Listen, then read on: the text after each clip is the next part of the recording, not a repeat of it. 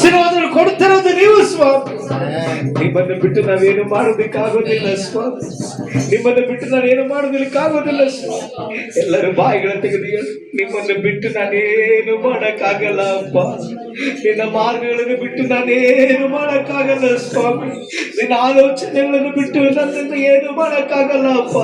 ನನ್ನ ಬಲದಿಂದ ಅಲ್ಲ, ನನ್ನ ಶಕ್ತಿಯಿಂದ ಅಲ್ಲ, ನನ್ನ ಜ್ಞಾನದಿಂದಲ್ಲ. ಎಲ್ಲ ವ್ಯರ್ಥವು ವ್ಯರ್ಥ, ಸಮಸ್ತವು ವ್ಯರ್ಥ. ಮನುಷ್ಯನು ಪಡುವ ಪ್ರಯಾಸವೆಲ್ಲ ವ್ಯರ್ಥ. ಜ್ಞಾನಿಗಳೆಲ್ಲ ಅಜ್ಞಾನಿಗಳಾಗಿ ಮಾರ್ಪಡಿಸುತ್ತ ದೇವರು ನಮ್ಮ ದೇವರು. ಬಲಹೀನದ ಸಮಯದಲ್ಲಿ ನಿನಗೆ ಬಲವನ್ನು ಕೊಟ್ಟು ನಡೆಸುವಂತ ದೇವರು ಒಬ್ಬನೇ ಯೇಸು ಸ್ವಾಮಿ.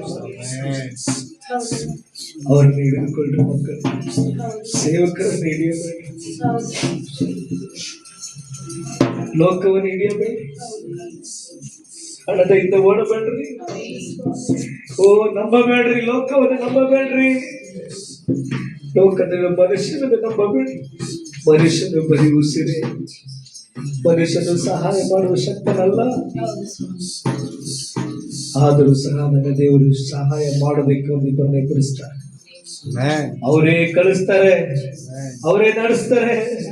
ಅದರ ನಂಬಿ, ದೇವರು ನಂಬಿ ಇದನ್ನೆಲ್ಲ ಮಾಡಬೇಕು. ಅವರೇ ಕಳಿಸ್ಬೇಕಂದ್ರೆ ನೀವು ದೇವರ ಪಾದವನ್ನು ಹಿಡಿಬೇಕು.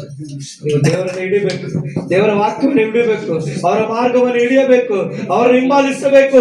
ನೀವು ಅವರಲ್ಲಿ ಇದ್ದು ಅವರು ನಿಮ್ಮಲ್ಲಿ ಏನು ಬೇಕಾದ್ರೂ ಬೇಡ್ತಾರೆ ಮಾಡುತ್ತೆ ಅಂತ ವಾಗ್ದಾನ ಮಾಡಿದ್ದಾರೆ. ಕರಗಳ ತಟ್ಟಿ ದೇವರ